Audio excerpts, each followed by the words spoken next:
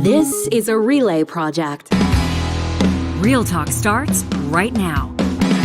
Here's Ryan Jesperson.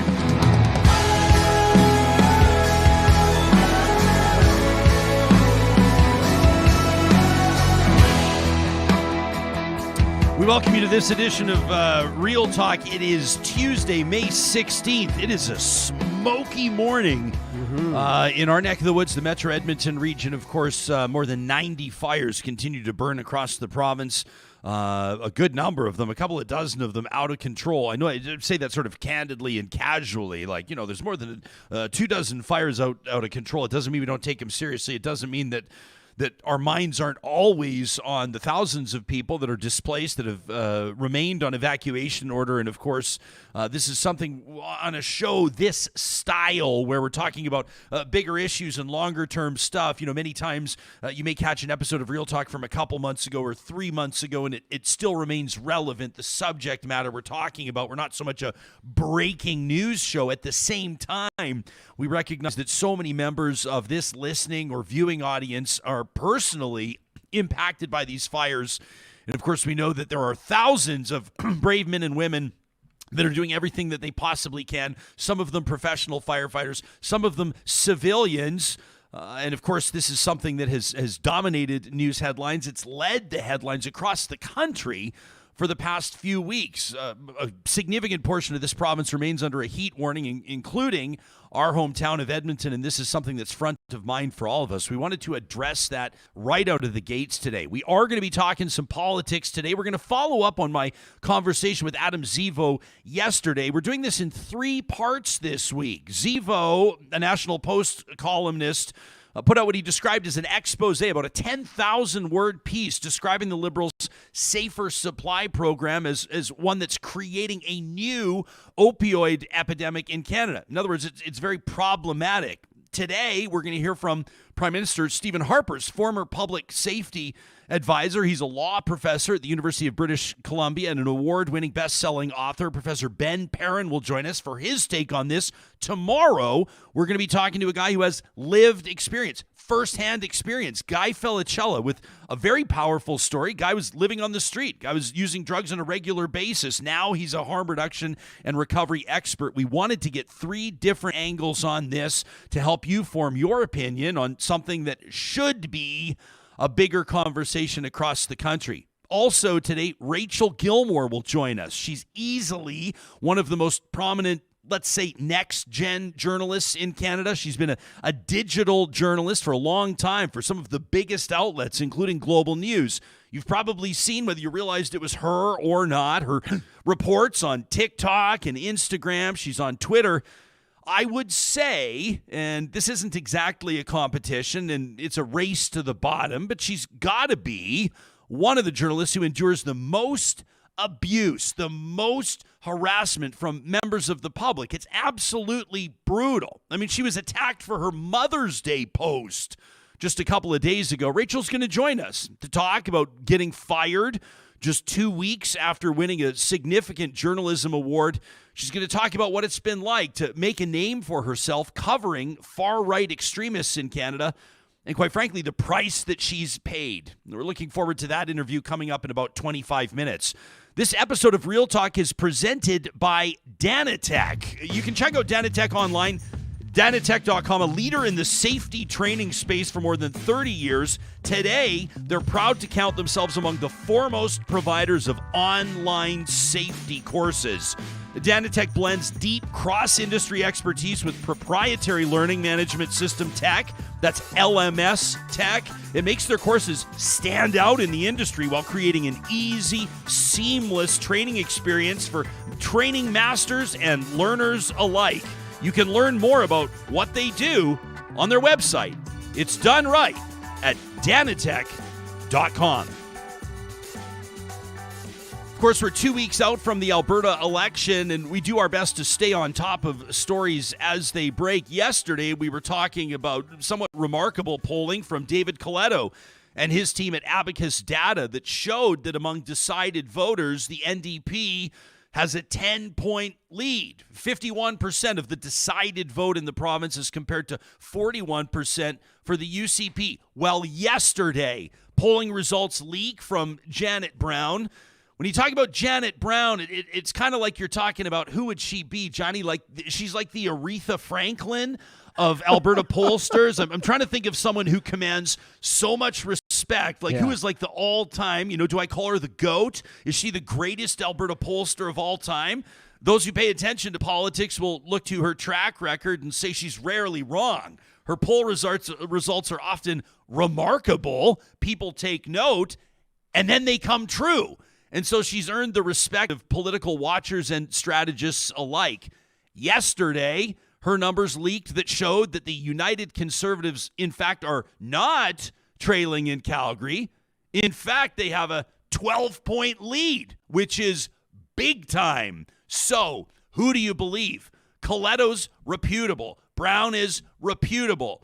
I was candidly and casually off the record texting some of this show's friends, people that are working in the space, some of them unable to comment on this on the record because they're working campaigns on the Conservative and New Democrat side.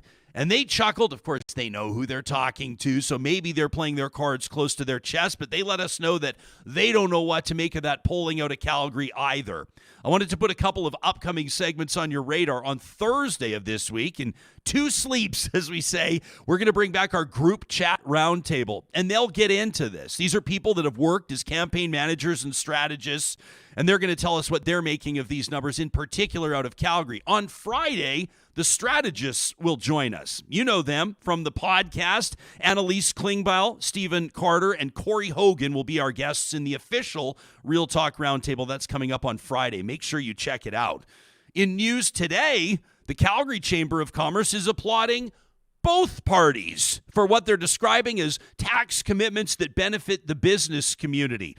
This is an email that went out this morning, and the president of the chamber, Deb Yedlin, is saying that, quote, tax policy remains critical to attracting investment and jobs to the province and supporting a strong business ecosystem.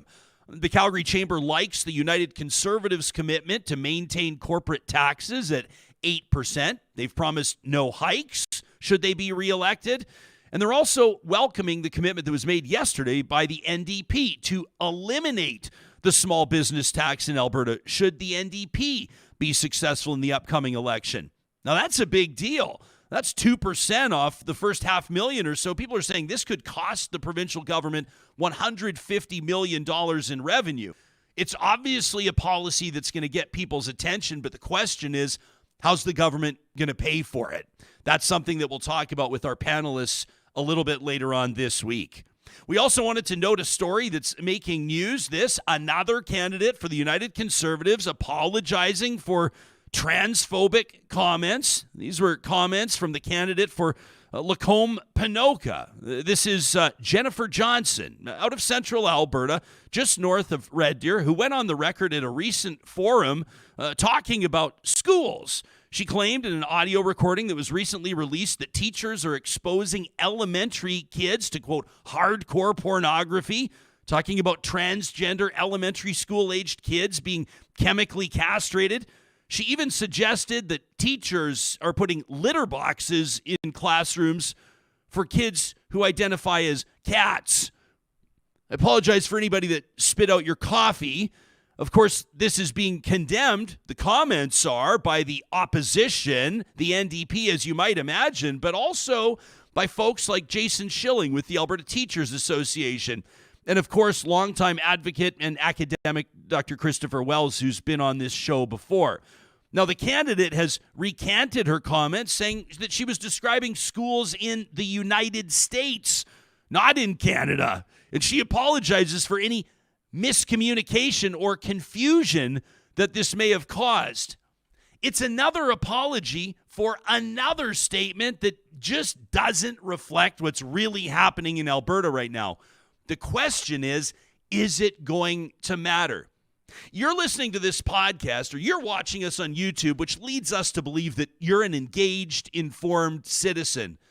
But there's also polling results that suggest, like the ones down in Calgary, everything that's causing the big tidal waves of momentum or perceived momentum on social media might not be translating in real life. In other words, the average voter might not be spending their entire day on Twitter. So will scandals, or at least ripples like this, but perpetual ripples it seems, derail the Conservatives' plan on making sure that they're elected again under leader Danielle Smith? Time will tell, but we're asking you what you make of this. Are you a decided voter for either the Conservatives or the NDs? If so, what do you make of this? And perhaps more notably, are you undecided? And if so, what impact do stories like this have? An announcement from the Conservatives yesterday suggests that they're going to move forward. They're making it a campaign promise as well, with what you might call forced treatment for people that are experiencing addiction, for people that have been unable to kick their reliance on drugs. The United Conservatives believe that families or law enforcement, other officials or organizations should have a say in whether or not someone is committed to treatment. This is something that's gleaning a lot of attention, including from our next guest. Professor Benjamin Perrin is a law professor at the University of British Columbia's Peter A. Allard School of Law. He served as a law clerk at the Supreme Court of Canada, and he was lead justice and public safety advisor to former Prime Minister Stephen Harper. He's the author of two previous books, Invisible Chains, Canada's Underground World of Human Trafficking, a national bestseller, and it was named one of the top books of the year by the Globe and Mail. He's also the author of Victim Law, the Law of Victims of Crime in Canada. Professor Perrin joins us from his home in Vancouver, BC. It's nice to see your face again. Thanks for making time for us. Thanks, Ryan. Great to see you again. Now, what do you make of this? And this is not officially what they're calling it, but this initiative from the UCP. It's been bandied about for a while, but it was officially introduced yesterday as a campaign promise, what you might call mandatory drug treatment. Is this something that had been considered in Prime Minister Harper's office way back then? Is this purely provincial jurisdiction? Is it something you think could be effective, or is it out to lunch? Well, this is unfortunately not the first time we've heard this, and it's not the first government who's either floated this idea. It's actually becoming kind of vogue among people who are, quite frankly, just kind of feeling like, can't we just make this whole addiction issue go away? Can't we just lock everyone up who has an addiction, who kind of annoys us or gets in our face? If that is the spirit behind it, I mean, that would be horrifically wrong. I think there's definitely a lot of hatred towards people who use drugs. We know that. The research shows that people who use drugs are the most stigmatized of any group in society, even more than people with leprosy, according to a survey by the World Health Organization. So when we look at this question, we go, well, what's going to help? People are dying in huge numbers, record numbers. There's been an increase in overdose calls even in Alberta recently. And so would forcing someone to go to treatment work? And what would that look like? So let's walk through this, right? So what does forced treatment mean? Well, typically what it's talking about is taking someone and putting them in a place where they cannot have access to these substances they've been using. What the research shows is that forcing someone voluntarily or forcing them to go on cold turkey on opioids is a death sentence for many people. The British Medical Journal found that people in a 28-day detox program who successfully completed that program, meaning they went the whole 28 days without using drugs, were, get a load of this, more likely to die from a drug overdose than people who had not completed the 28-day detox program. Well, why is that? Well, the reason is opioids and people with opioid use disorder, if you slow your use, reduce it, or stop entirely, your tolerance rapidly declines. And so because this is a chronic relapsing condition, that won't surprise anyone to hear that people who have addiction, that this doesn't just stop and it's over usually. Most times it takes many, many years for people who do get into recovery and treatment. And the research shows that forcing people or voluntarily just going cold turkey doesn't work.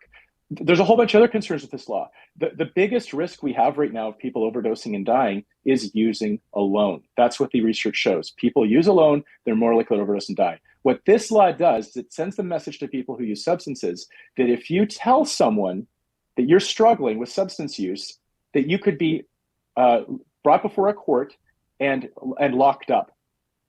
That is not the message of understanding, compassion, and support that people say that they need and benefit from when they make the decision to get into treatment.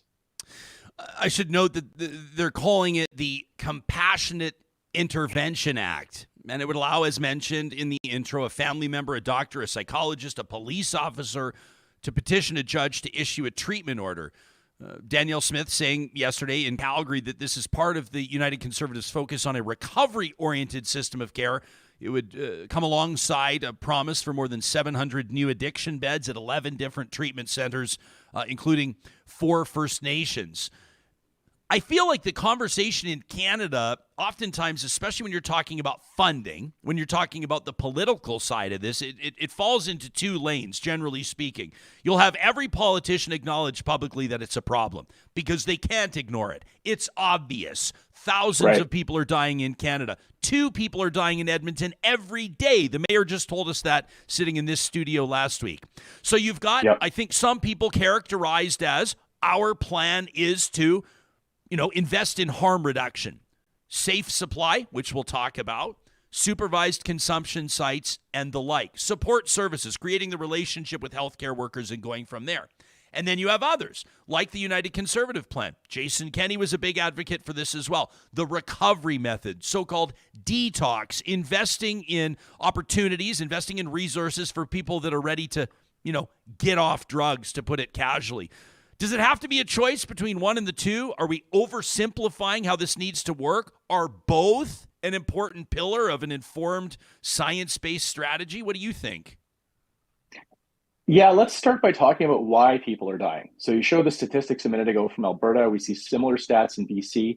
We see Ontario, other provinces. Manitoba, by the way, won't even release their data. I don't know if you knew that, Ryan. They have not even, in the years this has been going on, have not publicly disclosed how many people actually died in the province of Manitoba. So just to flag that and call that out.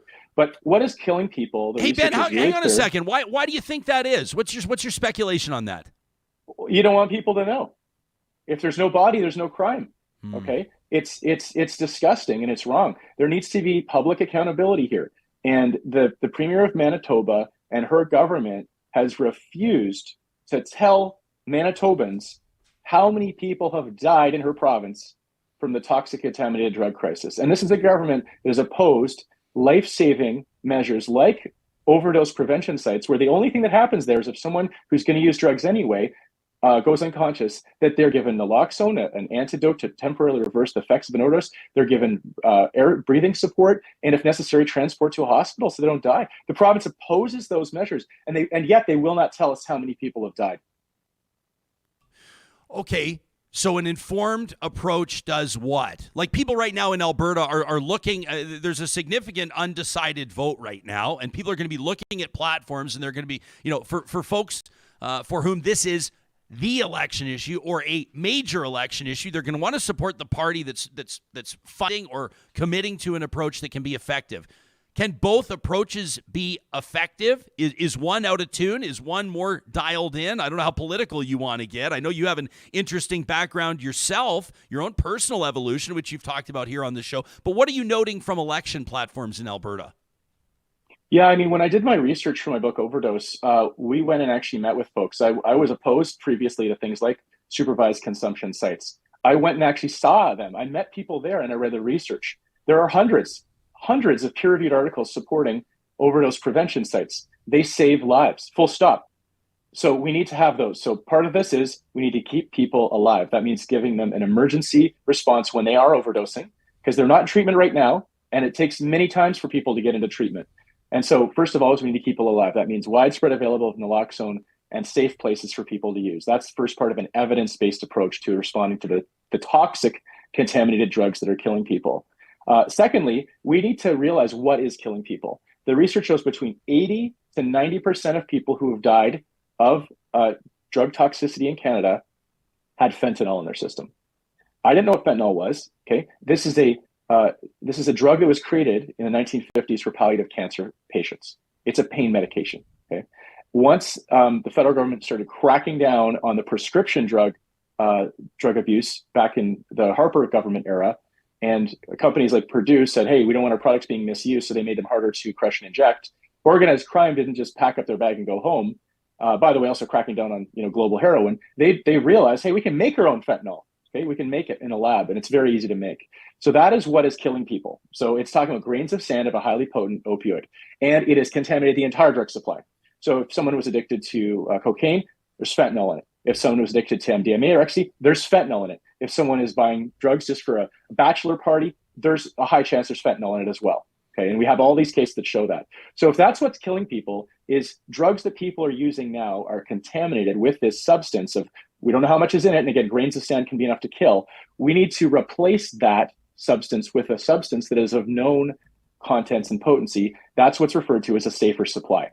So again, it's people are using a toxic contaminated drug anyway, and we need to substitute that with a substance that has known contents and potency. And so that's where we see a big debate now is that a good idea or not? And so we can talk more about that. And that's a huge part. Another piece is treatment and recovery. We need rapid access to evidence-based treatment and recovery. So 2 points. The public health people I spoke with said 2 hours is the window. That's the window you have when someone who has a serious substance use disorder says, I want help, to get them into some sort of rapid access program. Most places in Canada, you cannot do that, not even close to it. And it needs to be evidence-based. So I mentioned before, detox-based alone is not medically recommended. It's dangerous. And so there needs to be things like opioid agonist therapy and that sort of thing. So if you look at what saves lives, the research shows that 60% of overdose deaths were averted in BC because of 3 things alone: widespread availability of naloxone, overdose prevention sites, and opioid agonist treatment. So it's the combination of harm reduction and treatment that saves people's lives. We did talk about that opioid, that OAT treatment, so to speak, yesterday with columnist Adam Zivo, reporter, journalist for the National Post. We talked about what he describes as his expose, a 10,000-word piece, the headline, Drug Fail, the Liberal Government's Safer Supply, Fueling a New Opioid Crisis. You can see it on my screen here at nationalpost.com, about 10,000 words, which is an unusually deep dive for a paper like that into a contentious issue. Not everybody appreciated the fact that we were even talking to Adam yesterday, and some advocates, in particular harm reduction advocates out of Western Canada, Professor, were talking to us about what they call flawed research. We put it in front of you, and you wanted us to note right out of the gates some of the sources here. So here's a portion of, here's a moment of my conversation yesterday with Adam Zivo. I was put in contact with a man named Dr. Julian Summers, who is a researcher based out of BC, who had written a review of safer supply literature. And he had concluded that the vast majority of the research in support of safer supply is actually hot air. Essentially, most of the research supporting safer supply are small-scale qualitative studies. So essentially, glorified focus groups with Vancouver-based drug users who have a strong incentive to romanticize the program. Why is Dr. Julian Summers' name so significant here, Professor? Yeah, it was really telling, your interview, and I am actually glad that you interviewed him and that you've given, myself, and I understand you have Guy Filicello and some more to talk about. I think it's good to talk about. Let's have the debate in public. I agree. The problem is, what you hear from Adam, who I have personally reached out to, is that he got on this kick by reading a report that Dr. Julian Summers wrote. Adam then goes on to say, and you might have the clip coming later, that he then sort of pulled the thread, and everyone he talked to said the same thing. That should be a pretty big red flag if everyone you're interviewing tells you the same thing, right? So that's something called confirmation bias. It's well known in research. It also is a problem in journalism, right? If Adam's a journalist and not an opinion writer, you're supposed to hear both sides. He didn't do that. So this is neither, this National Post article is neither good research, nor is it good journalism. I've asked Adam 2 questions, publicly and privately.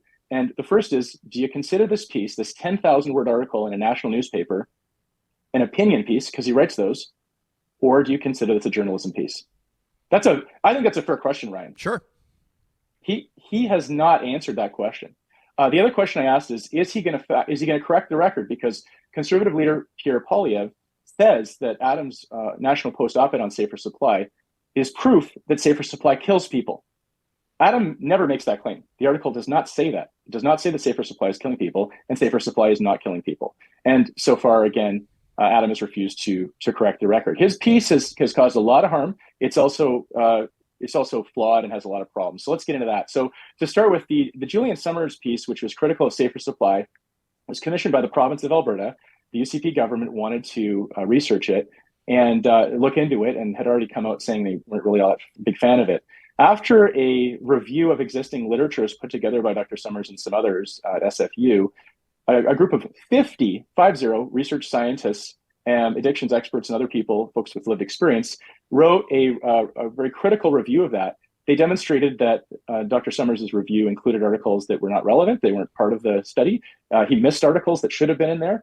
And when they assessed the research methodology based on standard scientific research methods, they found it was what's described here, got the report right here, as critically low quality. Critically low quality. So that was the start of Adam's introduction to safer supply, and he admitted he doesn't work on this issue, right? He works on, Ukraine journalism and LGBTQ issues. He's new to this issue. He's not been living in Canada apparently for maybe a year or so. He didn't actually go and meet with anyone, go to any of these programs. So when he began to sort of pull the thread, as he said, and everyone would agree with him, he didn't even realize, or even if he did, he didn't talk to any of the 50 people who had problems with Dr. Summers' research. So I get back to the question, is this National Post piece an opinion piece that someone's trying to argue a position from, or is it journalism? I think the evidence is clear. This is someone's opinion. He also makes the claim that there's no evidence of safer supply programs working. That's also not true, and we can get into some of the facts from safer supply projects, not just in BC, but in Toronto, in Ottawa as well. Here's that clip you were talking about. I just want to present it to the audience. This was Adam Zivo yesterday talking about his sources.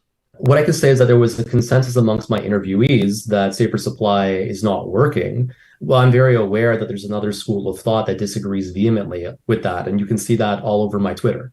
Everyone agrees that the opioid crisis is horrific and we need to do something. We need a solution, and what we're doing right now does not work.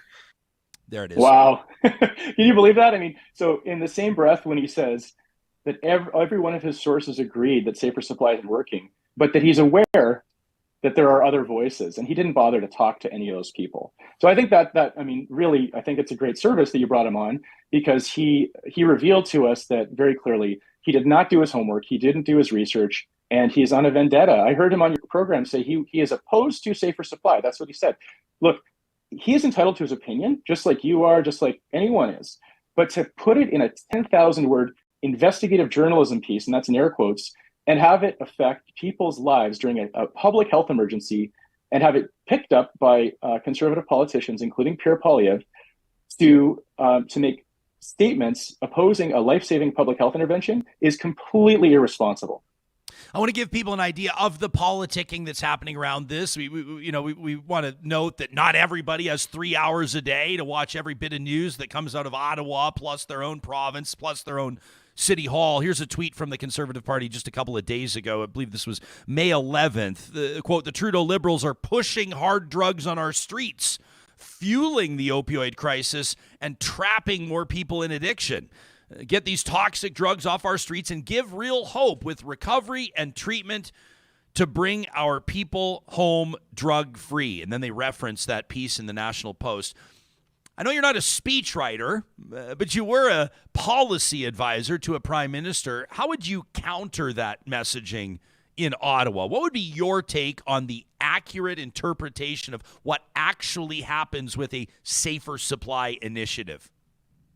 Well, the only thing we can do when there's misinformation like that, which is really, really dangerous, is to fight back with the facts. I've been busy fact-checking Pierre Poilievre, fact-checking Adam Zivo on social media and interviews like this. Let's get some facts on the table. So some of the claims are people are not using their safer supply. They're just selling. The claim was everyone was selling it to others, and that it's not working. So here's some data. Let's get into the stats here. So this is from a study of the Ottawa Safer Supply Program. 81% of people who were on that safer supply program who had recently overdosed experienced no overdoses while on safer supply. Okay. In Toronto, in the 3 months before people were on safer supply, 50% of them in the program had an overdose.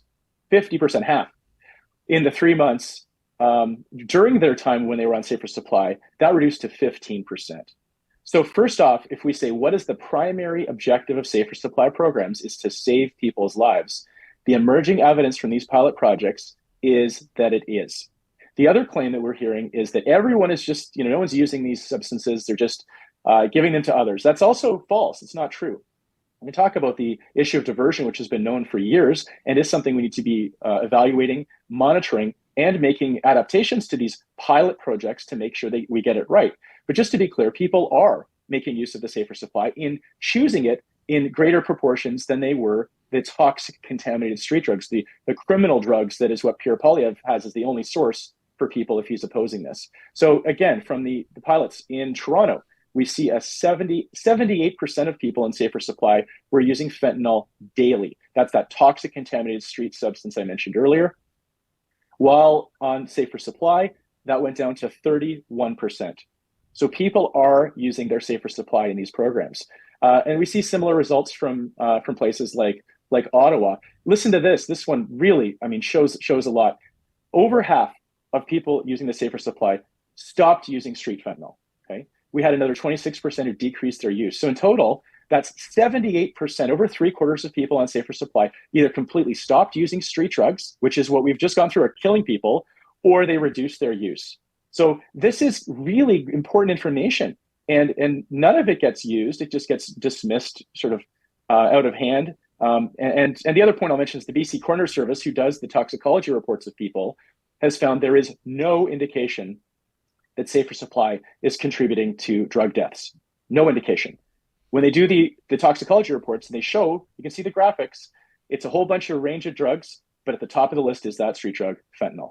That's what's killing people. And the Conservative plan is to continue drug prohibition, the war on drugs, try to pretend we're being compassionate, but continue the same old story of leaving the drug supply to organized crime to provide to Canadians. And we see the results. It's the toxic drug deaths. I want to jump onto our live chat here to give you a sense of where the audience is at, the live tuning audience this morning. Kathy reiterating to us that these conversations are extremely relevant to people. You know, for a lot of people, we're talking about their lives. We're talking about their inner circle, the people they love, the people they care about. Kathy says, my sister-in-law has been addicted to drugs for over half her life. She's lost custody of her kids. She's been in rehab more times than I can count. She's now homeless, and the kids rarely see her. It's so sad. You know, Ben says our valedictorian for our 2022 healthcare aid class, the graduating class, was a recovered drug addict who had significant help to kick the habit. And they were the highlight of our class. The reformation, so to speak, was a beautiful thing. That from Ben. Tara Lynn makes a good point. And Professor, maybe we'll wrap on this. Tara Lynn says, you know, a lot of times these conversations aren't addressing the correlation between addiction, drug use, and emotional illness, right? For many, the pain of sober reality is untenable. Trauma, PTSD, other factors. Where's the therapy? Where's the counseling? Where's the reintroduction to life? I don't have to tell you, and I know you know that my brothers worked on the downtown east side at Insight for many years, and it's a tough place to see. Quite frankly, Dr. East Hastings is a tough place to walk through, and quite frankly, I hate to use this word, but you couldn't blame somebody for feeling a despair or hopelessness walking through that part of Vancouver. Do you believe that this opioid crisis, with time, investment, empathy, public support, can be addressed? Is this something that can be turned around in meaningful fashion? Yeah, absolutely. We know what the answers are. We have the evidence to show what we need to do. We need to have widespread availability in naloxone. We need safer use places like overdose prevention sites. We need a evidence-based safer supply that we monitor and assess, and if there's unintended consequences, that we put in changes to address those to the extent that we can. We need to provide rapid access to that evidence-based treatment, and we need to stop treating this as a criminal law issue. Right? None of the people whose really helpful comments you just shared said, like, we need more cops in jails. There's some people saying that makes it worse. If you want to spend a lot of money and kill a lot of people, you know, send them to jail. Okay. And it's your taxpayers' money, by the way. It's $116,000 a year to send someone to prison. Okay. So you're 50 times more likely to overdose and die if you're sent to jail. So we really can't keep doing the same, either, you know, tough on crime approach or the Liberal government's half measures. Okay, the hypocrisy of that either. We need to go all in with following the evidence, and maybe, like you said, let's end on that note of compassion. You know, between when we look at people who are using substances, not everyone, but a huge proportion of them, it's trauma, and it starts as children. And people who suffer moderate levels of childhood trauma, moderate to severe, are 7 to 10 times more likely to develop a substance use disorder. And this issue, though, it goes throughout society. So yeah, you can see substance use on display in places like the downtown east side, and many other Canadian cities have places that are similar. What you don't see is that when I get the map from emergency responders of overdose calls in Vancouver, it's the entire city lit up, right? It is not in one little area, okay? And in fact, downtown east side is the safest place for people to use drugs. You're significantly more likely to survive an overdose event in the downtown east side because of the support that's there. Where people are dying and we never hear about is in the wealthy parts of town, the middle class parts of town. If people aren't aware of just get a picture in your mind of who's overdosing and who's dying in the community that's affected. I encourage you to go to websites like Moms Stop the Harm and hear from family members who support the types of interventions. Many of them support the types of interventions I'm talking about. They've got photos of their children. I mean, these folks look just like you and me, Ryan. And I don't know how old you are. I'm in my mid-40s. We're smack dab right in the middle of the greatest proportion of people overdosing and dying. It's actually like middle-aged men are right in the middle of that pack. Okay. And we all have different ways of, I see you got a photo up on the downtown east side. Let's talk about that. So I actually go down to the downtown east side pretty regularly, just on my own, whenever I really just kind of feel compelled to do that. I've brought my kids down there. I have young children. We went down during the last heat wave event in August when people were dying. We didn't know that deaths were happening at that point, but it's hot out. We just did a simple thing. We went to the grocery store, we bought bottles of water, and we bought popsicles and ice cream. It's a hot day. Let's hydrate people, give them some hope, okay? And that's what we did. We went around doing that. The days after the Vancouver decampment, where the city of Vancouver and the Vancouver police went in and put people's tents that they were living in into garbage trucks, we went down. And this isn't me being like, oh, look what a great guy I am, okay? I didn't have a heart to do this before, Ryan. As you know, we've talked about this. This is a change of heart for me. And it started out with seeing that I'm no better, I'm no worse than anyone else down there, okay? 50% of people, by the way, in places like the downtown east side have things like traumatic brain injury and mental health issues. Okay. So, it's often said we're all just, one or two steps away from being homeless. No one plans this. And for many people, including Indigenous people who are disproportionately affected, this is the legacy of residential schools, the legacy of colonialism, the 60s scoops. So rather than look at what we're seeing in terms of the despair and the suffering, like you said, and do things like just sort of harden our hearts and say, well, yeah, let's throw them into forced treatment. We need to have some real compassion.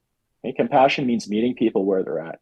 It means listening to their story. And that's not what I hear coming from many politicians or these op-ed writers.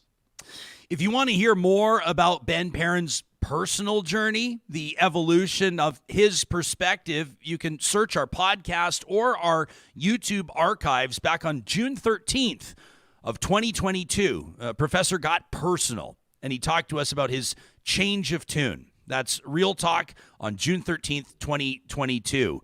Ben Perrin is the author of the bestseller, shortlisted for a number of literary awards, Overdose, Heartbreak and Hope in Canada's Opioid Crisis. He's Stephen Harper's former Justice and Public Safety Advisor and a professor at UBC's Peter Allard School of Law. Thanks for your time and your perspective. We always appreciate it. Thank you, Ryan. Let us know what you think about what you're hearing here. Let us know if you agree or disagree, if this is personal for you, if you would trust us with telling your story. You can email us to talk@ryanjesperson.com. If you would prefer to remain anonymous, that's perfectly fine as well. These conversations are presented by Real Talk sponsors like California Closets. They want to remind you that while everybody knows California Closets for their custom closets, their storage solutions for the entire home, they are doing garages like nobody else. So if you've seen the ads, if you've seen the evidence, maybe in a friend of yours' house, of how California Closets custom design can completely transform a living space, just imagine what they could do in your garage with storage cabinets and all sorts of solutions like workbenches customized to the type of work that you're going to be doing. The garage is the workhorse of the home, so why not make it work a little harder for you? Custom designed garage cabinetry, drawers, shelves, specialty wall storage racks create a purposeful room for efficiently storing garden and snow tools, sports equipment, keepsakes, even holiday decor. You can request a free consultation today by visiting californiaclosets.ca. Our friends at Grand Dog Essentials Quality Raw Food want to let you know that for the entire month of May, our Doggy Moggy Chicken Veggie Raw Dog Food Blend is on sale for just $99 for a 40-pound box. That's $16 off. The blend uses entire chickens, whole chickens sourced from Alberta farmers and human-grade facilities. That's right. You're feeding your dog the best in the West. And when they say the whole chicken, they mean everything, the organs included. That's what sets Grand Dog's raw food apart from the rest. Their blends use as many organs as possible, providing your dog with the most nutrition available from fresh food sources. When you check them out online at granddog.ca under the Shop Now link, you'll also find Adored Beast Apothecary items, the latest supplement line that's added to their shop. This is an exciting new addition to their store that allows them to offer quality supplements not just for dogs, but cats as well. You can shop today at granddog.ca to have these supplements, this food delivered right to your door in Edmonton, Calgary, or Central Alberta. And the promo code REALTALK knocks 10% off your first time order. Hey, putting out a call to those of you that are looking to make an impact in the world around you. Do you have dreams to build the next innovative product or maybe solve a world problem? Maybe you want to lead change or grow community or transform business? Then Nate's J.R. Shaw School of Business is your answer.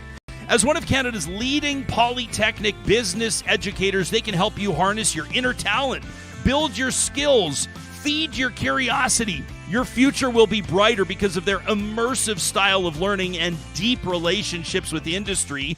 Graduate with the in-demand skills that future employers are looking for. There's a ton of options there for you. You can get down to business today with Nate's J.R. Shaw School of Business at nate.ca/business. Hey, we want to congratulate our friends at Kubi Renewable Energy for officially getting that endorsement from APEGA. Yeah, that's right, the Association of Professional Engineers and Geoscientists of Alberta. That means that Kubi is now a licensed engineering company. Well, what does this mean for you? It means that they're one of the only solar installers in the country permitted to perform engineering, so their team of professional electrical and structural engineers are going to make sure that all their projects are completed to the absolute highest standard. It means your transition to renewable energy will be easy and stress-free. Oh, and by the way, Kubi Renewable Energy is hiring. If you're an apprentice or a journey person and you're looking to join the movement toward sustainable green energy in Canada, if you like to work at a place where, Johnny, they keep the pace fast and the beer cold. That's right. They've just opened their new headquarters. Just like Real Talk. You can check them out online at kubienergy.ca. And before we get to Rachel Gilmore, our friends at Friesen Brothers want to let you know that they've got a one-day-only sale that's coming up on May 18th. The Chicken and Ribs Sizzlin' Sale, only in Edmonton, Fort Saskatchewan, and Stony Plain. A one-day sale on chicken and ribs, perfect for the May long weekend. You can find out more starting today at friesen.com/BBQ season. It is BBQ season. Also, the garden centers are now open. You know, more than half the plants they sell there are actually grown right here in Alberta, so they're perfectly suited for Alberta weather. Even the potting soil is made right here in Alberta. You can find more online at friesen.com. Check out that new vegan Berta pizza, too. Oh, dude. Beyond Meat Pepperoni, which we both... Thank you to their head of, what is it? Their head of... It's their head of produce that dropped it off. Came by. He was great. Gave us a couple of those, and they were delicious. Yeah, this is the Big Berta vegan pepperoni pizza. So the Big Berta, like probably one of the most popular fresh-made pizzas they have, and now they've made it plant-based, which is great. Yeah, exactly. Never frozen. That's the beauty of those pizzas. Amazing. And is it an insult to the plant-based movement for me to say that it tasted and felt in my mouth like meat? No, I think that's the point, right? That's what everybody wants to know is like, is this going to taste like a knockoff or is it going to taste like the real thing? Yeah, and and it tastes like the real thing. Yeah, and I always say this, I'm a realist. Like, we're not trying to, like, we know some people are always going to eat meat, But, it's out there now that you should eat a little less every now and then, right? You probably shouldn't eat it for every meal. So why not throw in one of these every now and then, right? There you go. Tastes nice one. just like it. You're just trying to get free pepperoni pizzas. I want a few more. I see right through your plan. Our next guest is easily one of the most prominent and talented, you might say, next-gen journalists in Canada. What I mean by that is she has been reporting using digital assets and multimedia social media platforms to tell important stories across the country. A large part of her career has had a lot to do with covering issues involving the far right and extremism in Canada and abroad. And that has meant that she has endured and faced more abuse than probably almost any other journalist in the country. Rachel Gilmore joins us in just a second, but first, here's a recent post from her TikTok to give you a sense of what she's all about. So I got laid off from my job. It happened 2 weeks after I won a major award alongside my friends Saba and Erica for fighting for the freedom of press at great personal risk to myself. I've basically been getting death threats for being a journalist for about a year now. Those threats were exacerbated by the fact that I cover the far right, and they don't love that. In fact, they don't love that so much that when I posted an email so future employers could find me and offer me jobs, they started sending the death threats there. Without a newsroom to protect me, I'm having to deal with these all on my own. People also started using my email to post fake escort ads, sign me up for multiple dating sites. At least one of them caught on, and use my info to sign me up for OnlyFans. But even though I know these people want to shut me up, it's not going to work. I'm going to keep sharing my work here and on all my social media channels. I'm so excited for whatever comes next. I wasn't the only one who got laid off. Some amazing, talented colleagues were also caught up. If you're smart, you'd hire all of them. Rachel Gilmore making her Real Talk debut this morning. It's so good to see your face, and welcome to the show. Hey, thank you so much for having me. I'm excited to be here. And I know that I described it off the top of the episode as a race to the bottom. It's a distinction that nobody wants to have, but I think arguably, at least from what I've seen, you put up with more bullshit than any other journalist in Canada. Is that fair to say? Maybe. I don't know if I want to award myself that honor, I guess. But it's definitely been really crazy. It's been a lot. So you're probably not far off. Yeah, no kidding. So you were laid off. Hey, I owe you an apology, by the way. I tweeted earlier this morning that you were fired by Global News. You were not fired. You were laid off. But what made it particularly interesting, number one, you were one of their rising stars. The work you were doing was gleaning a ton of attention. But you had also just recently won, like 2 weeks before, a National Journalism Award. How are you wrapping your mind around what happened now that I guess maybe the dust has settled a little bit?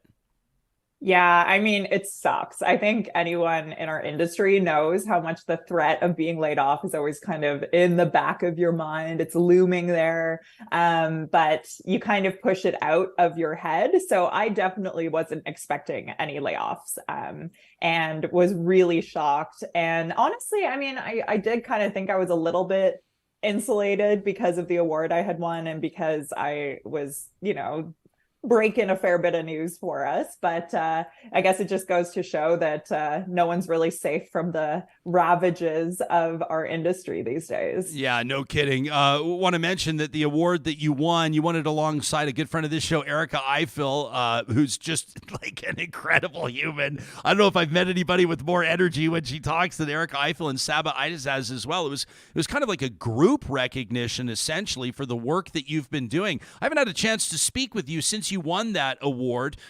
It was an acknowledgement, the award itself, that the three of you had endured hardships related to the profession that most people couldn't relate to. What did that mean to you? I think it was really profound, honestly, and I couldn't have shared it with better people. Saba and Erica have become such good friends, and they are so badass. I feel really lucky to know them. But yeah, I think that one of the things that you find when you speak out about this stuff is that people get tired of it.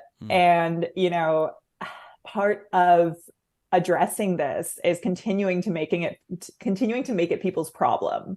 Because a lot of people, I think, get the initial shock of it and then move on. But it's still happening, and we still are getting those threats. Like, to this day, we're still getting them. And I think that getting that award, especially after things had kind of started to die down in terms of the public support. It really meant a lot to see that there's still people that care, that there's people that respect what we're doing. And also, frankly, as journalists, we're not really encouraged to speak out or speak about ourselves. And it feels a bit unnatural to kind of be the story.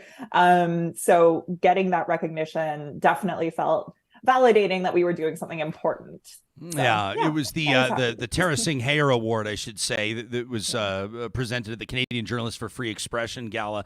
Now that you're, and this is a tough, let's just say it, because people are going to be going, why isn't he asking her about what she's doing now? Why isn't he asking her about what her project is? There are some limitations, and we won't get into it to make it uncomfortable and get you into hot water or whatever have you. We don't want to compromise your legal position. You can't really talk about what you're doing right now.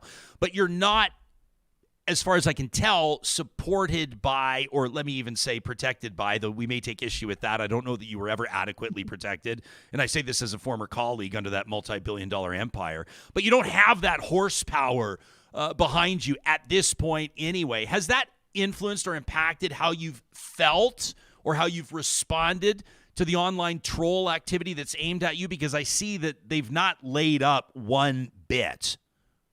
No, they definitely haven't. I think it's kind of there's two sides to it, right? On the one hand, when you're working for kind of like the mainstream or corporate, the big money media, right? Like they have the legal firepower behind them. They have, it's a whole institution that you have protecting you.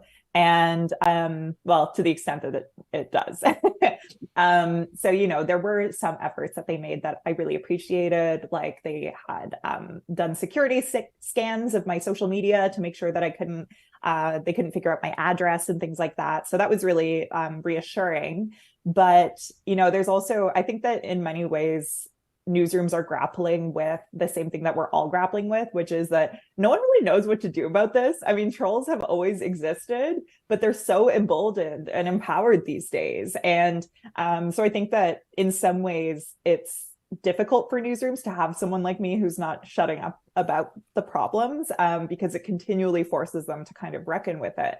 And, you know, now that I am not working with corporate media, I definitely don't have those legal protections, which is really unnerving. And you know, it's scary knowing that I'm going it alone. I don't really have anyone I can call institutionally. The police have been absolutely horrible. Like they really haven't done anything. Can you tell us about that, Rachel? Yeah. So they basically, I would get these threats and I would report them to the police, which took forever. And some of the times the people taking the calls would make it so obvious that they just didn't care. They were annoyed by the call. I recorded one of them and posted it. So if you don't believe me, you can go check it out. It's like I felt like I could hear them rolling their eyes through the phone, you know? And every single time you get a new threat, you have to go through that reporting process again. It takes hours.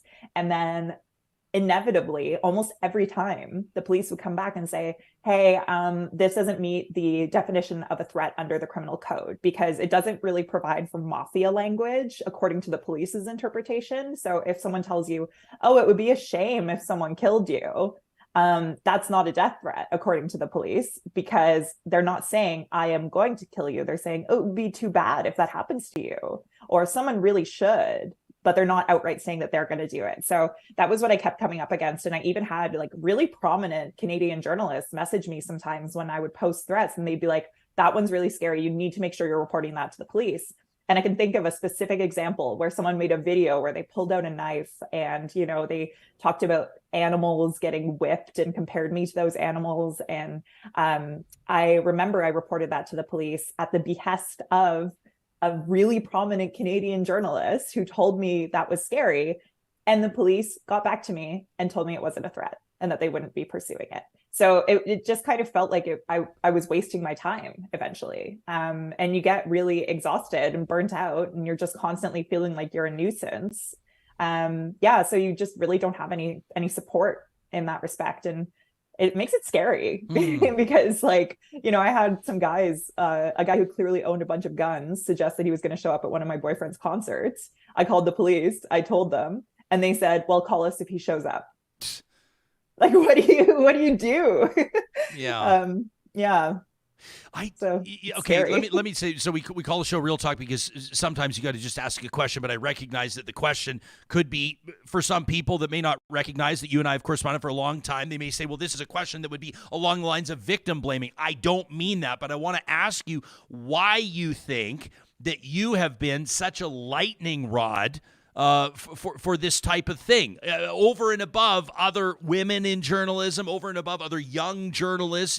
Do you think? I mean, is it because you've been somewhat defiant in the face of the abuse and harassment? Is it because you've uncovered so much in your reporting on the far right, on extremism? Do you think it's another factor? Like, what insight do you have into why you have been such a perennial or a perpetual target of these people, including facing literal death threats? Why do you think it is?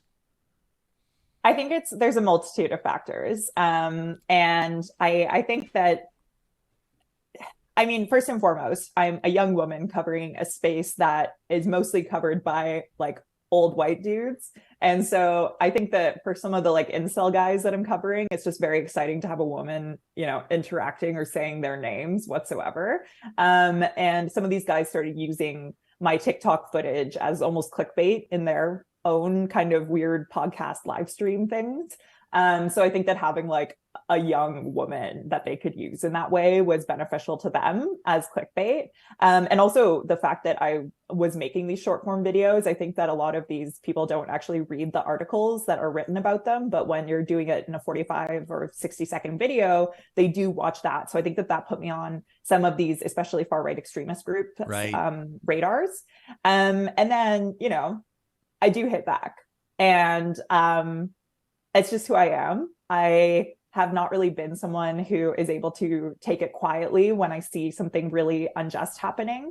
And this isn't just about me. That's what I'm always thinking when people are piling on. There's a real concerted effort that we're seeing from a lot of figures, not just small trolls, but huge names, to discredit and attack institutions that preserve our democracy and silence the voices of women and people of color who report in those spaces and bring a new lens to journalism that is so important and that's very threatening to some of the worst people in the world. And I think that, we have done the buttoned up professional, we'll just keep doing our work and let it speak for itself approach. And it's not working. It's not working. Trust is continually eroding. People are continually blaming journalists, and we're not engaging with that. And so I just decided to try a different approach because I found that in speaking out, while it could sometimes drive more people to harass me and it put my name in the spotlight in a way that led to more of that, I'm sure. It didn't stop when I shut up, first of all, because sometimes my newsroom would ask me, hey, let's rein it in a little. You're being a little bit too much of an advocate here. And, in my mind, I'm like, I'm just advocating to not be murdered, but fair enough. And I'm not laughing because it's funny, by the way. I know. But, I would rein it in, and then I would still be getting death threats. So I'm like, okay, now it's just not anyone else's problem. I'm just suffering in silence effectively. I'm still dealing with the same thing. It's just maybe not to the same numbers, but it's still happening on a near daily basis. So it's just not your problem anymore. So, I definitely decided in those moments, like, okay, well, shutting up doesn't work.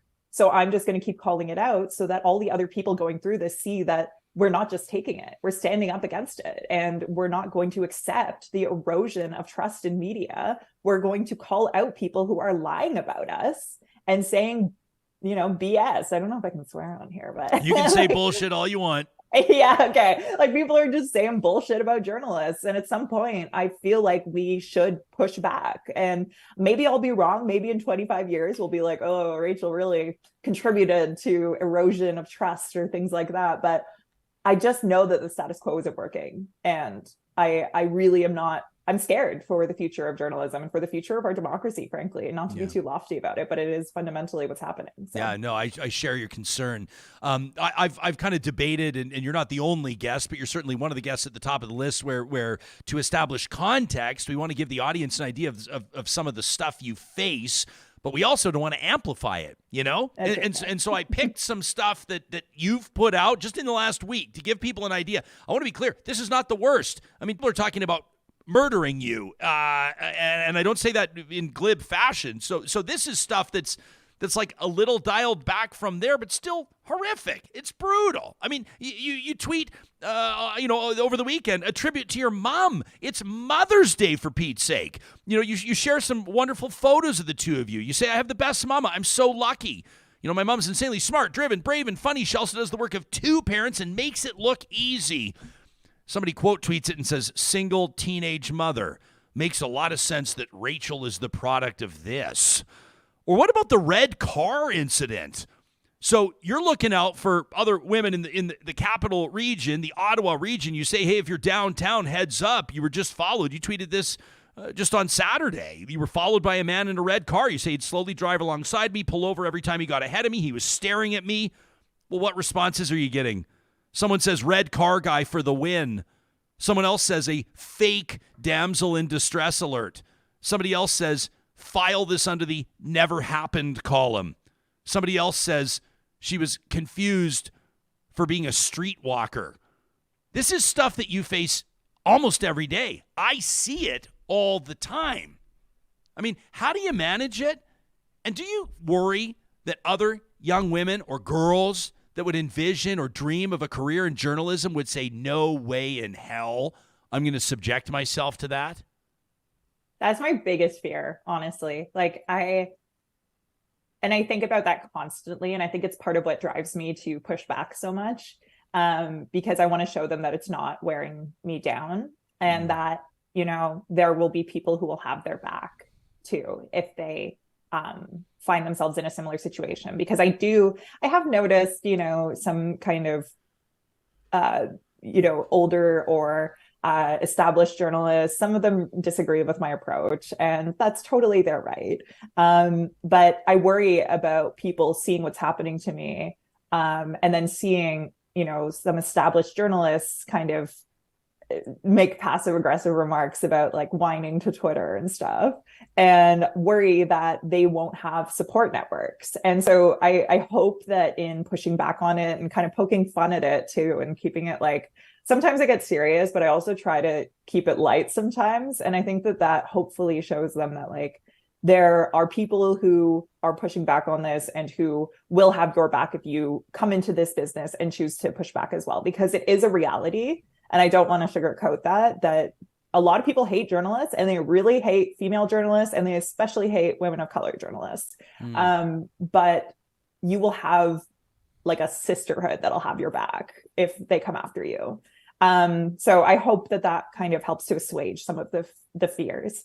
But yeah, I mean, it has been really scary. I haven't talked about this a lot publicly, but it did kind of ruin my life for probably 8 months, I would say, until I just kind of said, fuck it. I was terrified to leave my house. I'm really extroverted. I talk a lot. I like to go out dancing with friends and stuff. And I stopped all of that because I was really afraid. I was looking over my shoulder, even when I was just going to the grocery store. When people would come up behind me or talk to me, I would find myself being really jumpy. And I tried going out for drinks with friends once in the thick of all of this. And I could just feel that I was really stressed. And all of a sudden, and I had only had a drink and a half. So I was not, in my cups being all emotional, but I just found that this stress got so bad that I just was crying and I didn't know why. And it just ruined that evening for me effectively. And so I just kind of stopped leaving the house for a while. And that was really hard. And it was really scary. And I was scared something bad was going to happen to my family and it would be my fault. And I was thinking, is it my fault for choosing this career? that, what if someone goes after my siblings? I saw them posting on a far right extremist messaging board that, they were talking about where my sister goes to school. They infiltrated my older sister's fiance's like Twitch stream to talk about me and things like that. So it's been really, really tough. And the red car thing, being followed on the street by a man in a car to the point that other women pulled over and checked on me. And I was worried I was being crazy. So when they pulled over and were like, hey, that guy's following you. Are you okay? I was like, oh man, okay. I was right to be scared. Yeah. I don't know if that's just because it's a creepy dude or if it's because I know that I am targeted by certain people. And that is really hard. It's like my life is forever kind of marked by that. I have to think about that. Even on this podcast, I know that there's probably some people that will take the images and videos of the things that I say here and Photoshop them and clip them and present them disingenuously. And it's not even just the trolls and the far right people. There's certain like news organizations, or at least they call themselves news organizations, that do that. They did that with, True North's coverage of the panel that I was on where I spoke about harassment. There was some narratives that emerged from that I continue to be harassed about from, to this day. So there is a really complicated ecosystem of people contributing to this problem. And I don't know, I hope we can find a solution, but in the meantime, it's just going to take a lot of people pushing back, because not doing anything and just, letting our work speak for itself and continuing to be buttoned up isn't going to help the people who are most impacted by this.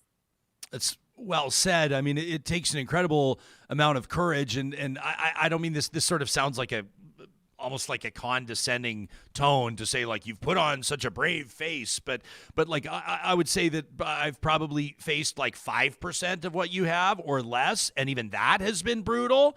On like live text lines on terrestrial radio, horrific things, and I'm not comparing our situations, but threats, people mentioning my children by name, one person mentioning the school that my son goes to, that kind of thing, and it is unnerving. No matter how brave a face you put on, you still think about it at night. And in real life, you're being followed by a vehicle after people have threatened your life, after people have noted that they know where you are, or the circles you run in. I mean, I just can't imagine.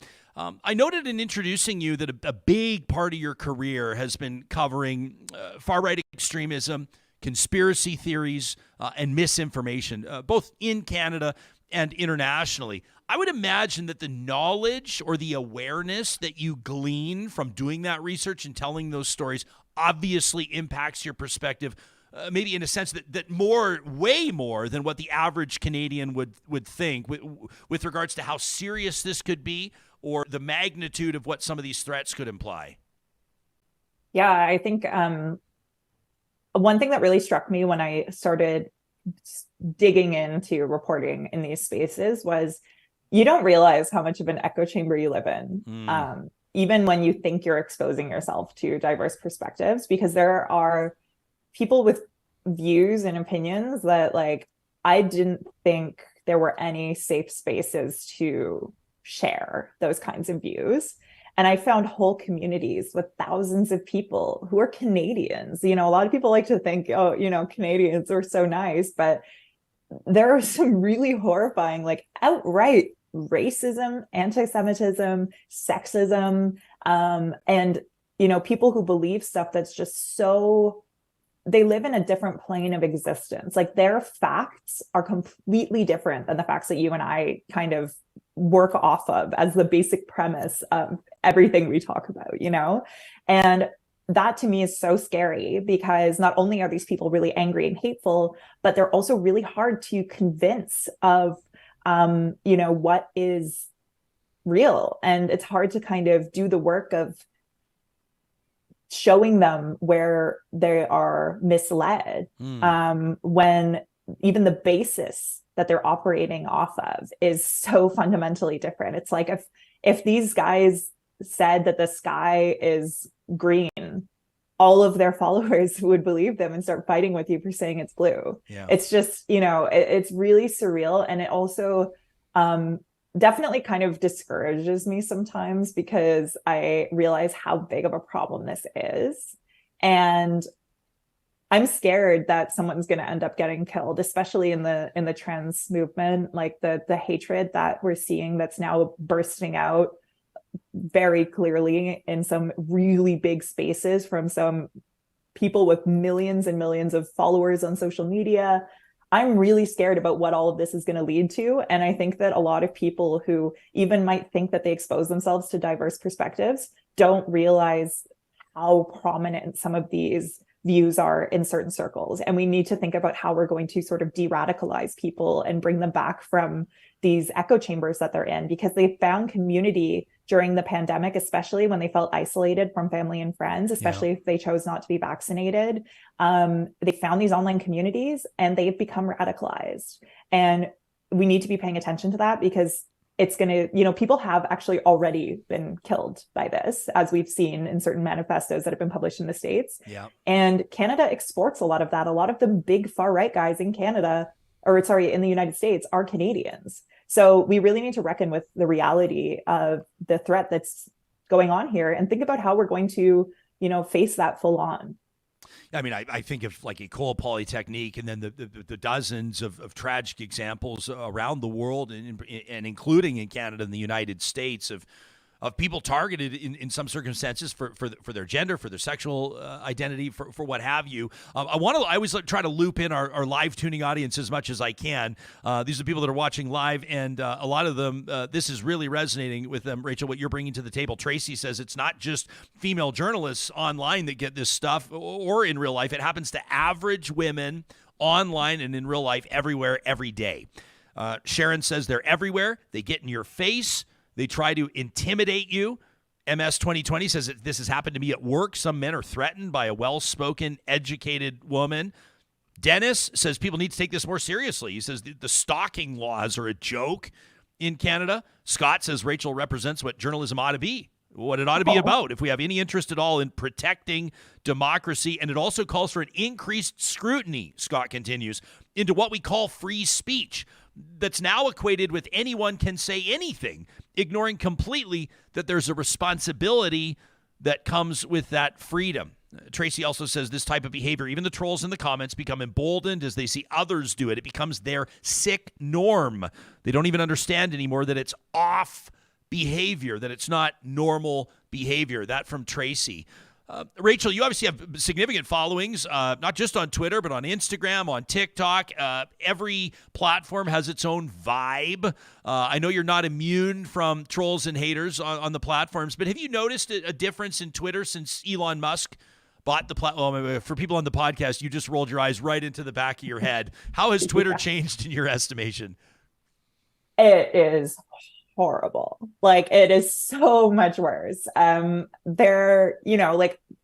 and foremost, as someone who often covers far right extremism, misinformation, things like that, I will come across a lot of accounts that are spreading lies and are, there's literal neo-Nazi accounts that are self-identify as neo-Nazis on Twitter that took weeks and weeks and weeks to be taken down. It's crazy. There's almost no enforcement. And when there is, it takes so long that these accounts grow and get a huge reach. There's former organizers of the Unite the Right rally in Charlottesville that were literally the reason that Twitter invented verification, because they had to change their whole verification process because they accidentally verified a guy who organized that event. Mm-hmm. And he's back on Twitter now after being banned, and he has a blue check because he pays for it. And it's just like, it's really horrible what's being sort of encouraged and pushed, and that the algorithm rewards as well. And on top of that, because a majority of the people, at least that I've encountered, that pay for the blue check mark, and I'm not saying it's everyone, there's, some people just want an edit feature, so I'm not trying to paint everyone with one brush, but there are a lot of people who are very conspiratorially minded, who operate in that different plane of reality that we discussed earlier, and they're a large contingent of the people paying for that blue check, which means that they are prioritizing the replies, and a lot of, for lack of a better word, sane people are buried at the bottom. So what you see and what's pushed out to you is this really aggressive, like the worst kinds of people you encounter on Twitter are now rewarded by the algorithm. And on top of that, Elon Musk is being one of those worst people. I mean, he just today compared George Soros to, oh my God, I'm forgetting, I think Magneto, whose entire driving thing is that he's like a Holocaust survivor. And he's a bad guy, but it's like Magneto's a bad guy. But like, it's just, there's a lot of really thinly veiled stuff, and it's almost like the veil is just getting set on fire, and they're like, here we are, we've got these views, and you're gonna have to deal with it. And we shouldn't let that be normalized, because that's gonna hurt people. I 100% agree. I feel like Elon's treating Twitter like he paid $44,000 for it, not $44 billion. Like I can't wrap my mind around how, one of the richest people on planet Earth. And in some contexts, I know this is going to piss people off, maybe even you, but in some contexts, a genius can be so obtuse with how he's running this platform and driving it into the ground. I can't believe what I'm seeing. I mean, it's like he got the money together to pay $44 billion for something and then doused it in kerosene and lit it on fire. It's crazy. It's like, I don't know if he was seriously starved of like attention or just like really needs or craves a lot of validation, but it's almost like he paid $44 billion to get attention and, have loyal fans, which is really sad. But, it's, I kind of feel like I lost my train of thought there, but yeah, it's just, it's really, really ridiculous. And it would be more ridiculous if it wasn't so dangerous. And it's scary, the stuff that he is feeling comfortable saying. And I don't know what his goal is here. I think he's realizing that he is fully just lighting money on fire, which is why he brought in, a new CEO who has a background in advertising to try and bring those advertisers back, despite the fact that like Tucker Carlson had no advertisers because of the stuff he said on his show, and now he's bringing his show to Twitter. So I'm not sure that angle's really working, but yeah. I don't know. I don't think that Elon Musk is showing as much of the genius as he initially was branded as having. But, one thing I'll quickly say on that is I did some reporting actually about multi-level marketing and like pyramid schemes a while ago. And one thing that really struck me is it doesn't matter how smart you are. If people catch you in the right moment, when you have the right vulnerabilities, anyone could join an MLM or a pyramid scheme. And I think it's kind of the same with misinformation and with these kind of communities that end up radicalizing you. You can be really smart. And, if people catch you in the right moments or with the right needs or motivations, like what I see time and time again, and this is why I actually have a lot of empathy for the people involved in these like groups, not necessarily the leaders, but absolutely many of the followers, is that they're people who are vulnerable and are missing something in their lives. And, many of them have depression or really needed community and were extremely isolated. And people prey on that and then fill you up with their values. And you can be really smart, but still have those needs and still be vulnerable. And, what's to say that Elon Musk doesn't have some of those needs himself? And that's not to say that, not to absolve him of literally anything that he's doing here. But, smart people are vulnerable to this. So don't think that you're immune, and don't think your friends are immune. Like, keep an eye on each other. 100%. The audience is checking me on this, by the way. We shouldn't be surprised. Glenna says, is it genius or madness? Justin says Musk is a genius at taking someone else's idea, getting credit for it. MS says he's smart. I don't know if he's a genius. Anyway, we don't have to split hairs on that. I think you and I, our perspective aligns on what's happening with that social media platform, and we share that concern. I'm a big fan of yours. You've known that for a long time. I'm excited when you can speak more publicly about what you're doing right now or what you're doing next, and we'll look forward to welcoming you back to the show. And something tells me that if by chance some of our podcast listeners or YouTube viewers didn't know of you before, I hope to see a flood of new followers that are supportive of what you're doing on Twitter, Instagram, and TikTok. We've been hanging out with Rachel Gilmore. Thanks for doing this interview. I know it's not an easy thing to talk about, to get personal, to give us insights into how some of this stuff lands with you, and I'm really proud of you for doing it. I'm grateful for it as well. Thank you so much, Ryan. And thank you for having me. This was really fun. You got it. That's Rachel Gilmore in one of her first interviews, if not the first, since being let go by Global News. Laid off, not fired. That's an important thing to discern. And of course, you can learn more about what Rachel's doing by checking out the show notes on our podcast. Great interview. Or on YouTube. Yeah. It's pretty impressive, hey? I always get so mad when people talk about, the children of single parents as if, their lives are just fucked.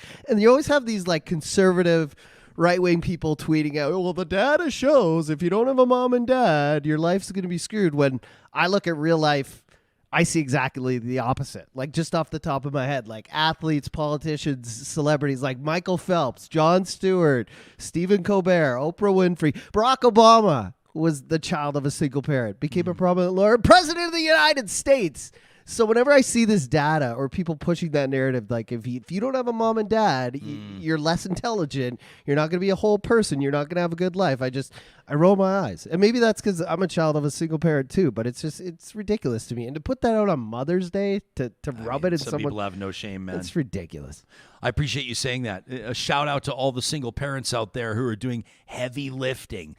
Nobody knows how tough it is but you, because you probably don't sit and complain about it. You don't look for the accolades. You just show up every single day for your kids and for your job and for everything else that's pulling at your time and energy, and we salute you.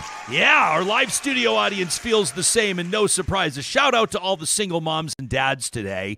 That conversation was presented by our friends at Apex Automation. They're hiring right now. You can check out apexautomation.ca if you're an electrical engineer, an instrumentation engineer, a computer science engineer, a process engineer, a mechanical engineer. Johnny, you get the idea. They're hiring a whole bunch of people, electricians, instrument technicians. Their goal is to have a well-rounded team that can deliver turnkey projects for their clients. They know that not one person, no matter how talented they are, can do it all on their own. It takes a team. And that's why Apex Automation's been putting its people ahead of profits for 10 years now.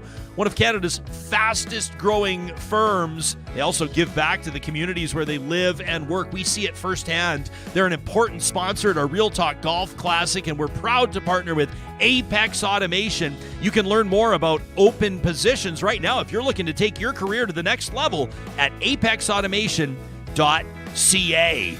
You know who also might be looking at hiring this summer? It's the team at Eden Landscaping. Why? Because there's a big demand for their services as they bring outdoor spaces to life. Mike and his team, this is a family-owned business, have been doing this for 20 years, custom landscape builds, and they've got the on-the-ground experience to ensure that everything, no matter what your vision, is executed with precise attention to detail. That means edible garden boxes. What a trend there. Hey, excavation. Sometimes it's a small job that needs to be done. Sometimes it's a big one. Leveling ground, removing existing greenery. They do it all, starting with the proper foundation. Hardscapes and stonework and custom retaining walls. It's all part of what landscapeedmonton.ca shows off. That's Eden Landscaping. The water features and outdoor kitchens, too, deserve a shout out. Mike and his team would love to hear from you today. The first consultation, of course, is completely free. Again, landscapeedmonton.ca. Man, it's a beautiful day outside right now. I know there's smoke everywhere. And again, a shout out to all of those displaced by evacuation orders and all those firefighters. If you need to quench that, if you need to address that heat right now, why not check out the May Blizzard Treat of the Month at the Dairy Queens of Northwest Edmonton and Sherwood Park. Oh, the thermometer shows it's blizzard season, and right now the caramel fudge cheesecake blizzard treat is getting a lot of attention. No wonder, because it blends indulgence with innovation to create a true cheesecake experience. We're talking salted caramel truffles, cheesecake pieces, and caramel topping blended with Dairy Queen's world-famous vanilla soft serve. Please all of your sweet summertime cravings at the same time at the Dairy Queens in Palisades, Nemeo, Newcastle, Westmount, and Baseline Road. Our friends at Complete Care Restoration want to remind you that if indeed you do have to deal with that nightmare of fire damage, or maybe it's a spring storm that creates a basement flood or another mess you've got to clean up, mold removal, asbestos removal, they do it all. And if you're in Alberta, chances are your insurance policy lets you choose who does the work. If you do have to deal with a problem like this, don't put it in the wrong hands.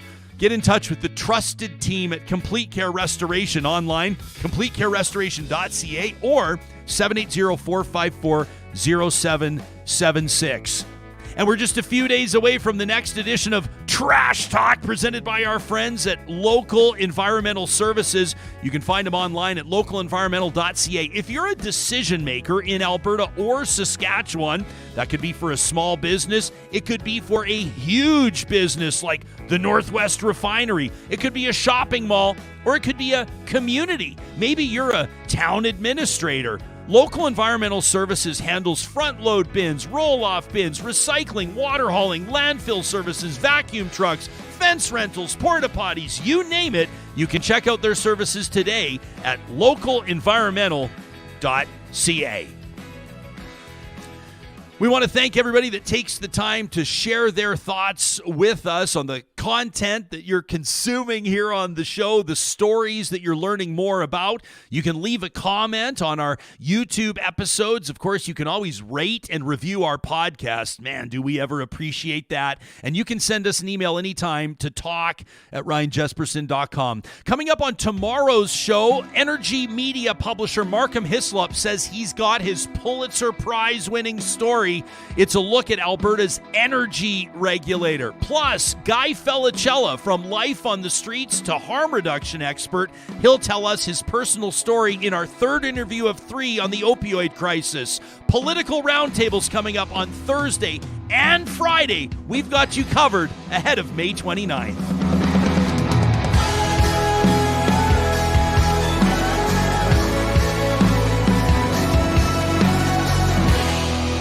Real Talk is